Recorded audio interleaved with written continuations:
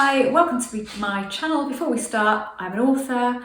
All of my books are listed in the description below, 4 based around the law of attraction, 1 based around self-concept, and I'll put that one up here now, I think. Self-concept is super important, isn't it? And I offer email coaching and I offer Zoom coaching. Zoom coaching is extremely limited now before Christmas, but I do have a little bit left. I think I have about 3 appointments left, so, Okay, so we're talking about the subconscious mind. We're talking about impressing something on your subconscious mind. How often do you need to do something and say something before it impresses upon your subconscious mind? The first thing I'm going to say to you is this: I never impress anything on my subconscious mind anymore. I don't need to. You don't need to. It's a one-shot thing, really. You just need to make a suggestion to your subconscious mind. You don't need to go on and on and on. But that said, back in the day, I did impress things because I wasn't at the point where I could just accept that I could just say it once. I just say it once now. I'm making a suggestion. I'm opening up a scenario for my subconscious mind, and it goes in there. It doesn't go anywhere. Your subconscious is there to take instruction from your rational mind, and it will do as it's told. It doesn't have a mind of its own. It doesn't make its own decisions. It basically goes on what you tell it, and it is very, very literal. So let's say you said to yourself, to your subconscious. When you talk to yourself, you're talking to your subconscious, really. I want to see Jack.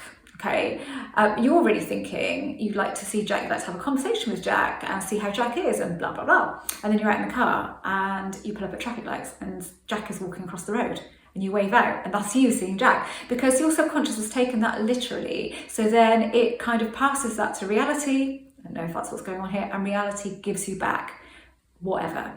So you would say, I'd like to see Jack and have a conversation with Jack. So you would get some real clarity on that. You don't need to keep saying that to your subconscious over and over and over. Oh, I had a conversation with Jack. I had a great conversation with Jack. Pretend that you've already done it. You don't have to do that. Now, if you aren't at the point where you feel comfortable just saying it once and letting it go and getting on with your life, then you can use a little bit of self-talk. Just tell yourself a new story. Tell yourself any story. It really doesn't matter. Think of it like this: if you can tell yourself any story, why would you tell yourself a crappy one? There's no point.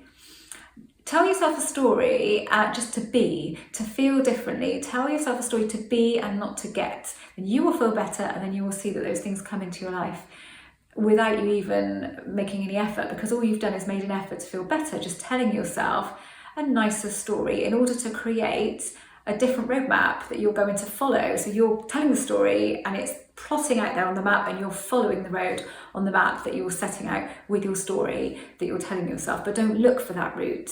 Just do it and then see what happens kind of way. But you can use subliminals, you can use meditations. They're really, really useful, and they're very useful at getting you to a point where you then know that you don't have to use them. So I like subliminals because they bypass the rational mind and go straight to the subconscious. I still listen to a subliminal now of mine, and I love it because it's just waves. It's not just waves, it is my voice in the, masked. And it's just a self-concept thing. I don't need it. If I didn't use it, I wouldn't go back. My self-concept wouldn't slip back as soon as I stopped using it. I just use it because it helps me to sleep sometimes, but I might only use it 2 or 3 times a week. I just like it. But you do not need to use subliminals. You do not need to use meditations, but they can be a really useful tool to get you into the right mindset and to get your subconscious to a point where you really feel the possibilities. Then you feel the possibility, you make it a probability. So how long do they take to work? It just varies. It really, really varies. If you do it with a really open mind and just I'm going to use this in order to relax and to feel better, they can work super quick. But if you're doing it and when you're doing it, you're thinking, is this working? Is this having an effect? And if you keep doing that, you're constantly monitoring it, you'll find that they won't work so well. You have to do them with an open mind and just let's have a go at this and see. It can't do any harm, that kind of thing, like with anything. So you don't need to impress something upon you. Look, if you go to a hypnotherapist, you can get results with 1 session. I mean, my friend's husband smoked for years and years, and he did go to 1 hypnotherapist and didn't have any effect whatsoever. Then he found another one and he quit after 2 sessions, and he's never gone back since. And he said he would not even entertain the idea of a cigarette. And he said, she's just worked absolute magic with me. She just obviously had a different technique and a different way of hypnotherapy. But he didn't need to go for session after session after session to have it impressed on his subconscious mind 2 sessions did it, so that just about says it all really, doesn't it? I will just make suggestions to myself and let it go, get on with my life. That's the key thing, getting on with your life. Don't need to, the more you go on and on about something, so the more that you affirm for something, the more need you can build up for that thing to show up in your life, because you've made it so important and you feel like you've invested so much time into getting it that you feel quite frustrated when it's not here, and you feel like you can't let go of doing that because you've already invested this time. But don't even worry about that. Just go, well, okay, I've invested that time, don't need to invest any more time. Manifesting is just a word, but what's going on here, which is life as far as I see it, is a byproduct of your subconscious. So if that is the case, and it is the case, isn't it? Let's face it, when we manifest things really super quick into our lives, when we've got no resistance, we've just had a feeling about something and it's shown up in our lives, it's because it is a byproduct of the subconscious mind. So if you try hard to manifest something, what you are doing is using your rational mind and not your subconscious mind. And your rational mind has no part to play apart from instructing your subconscious mind. You cannot use it to manifest, because then you go into try hard mode. And as soon as you go into try hard mode, because the rational mind will try to grab hold of this and will try to control it, you are not in that allowing state. So that is not when you get anything that sustains, when you keep using your rational mind. You have to bear in mind, it's the subconscious.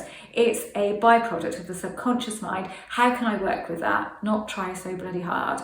Okay, I'll implant the idea in there. I'll get real clarity on what it is that I want. I'll let my subconscious know this is what I want, and it never forgets anything. And then I will get on with my life. And I will be in that allowing state. The more I'm focused on other things, the less I'm focused on the thing that I want, the more open I am for the thing that I want to come into my life. Right, that's it. Okay, that was quite concise. I did this earlier and it was such a waffle that I just came out and did it again. Okay, if you haven't subscribed to this channel, I would absolutely love for you to do that. Just to let you guys know that I've asked, and a lot of you have asked, when Harrison is going to upload the podcast that me and him did about him not being into manifesting anymore, but not uploading any more videos to his channel apart from our podcast, and how he has come away from manifesting as such, not from the idea of it. It's a difficult one to explain, and I'll let you listen to that and see what's going on. But I think that'll be really useful to some people to see how things have really flown for him since he started doing that.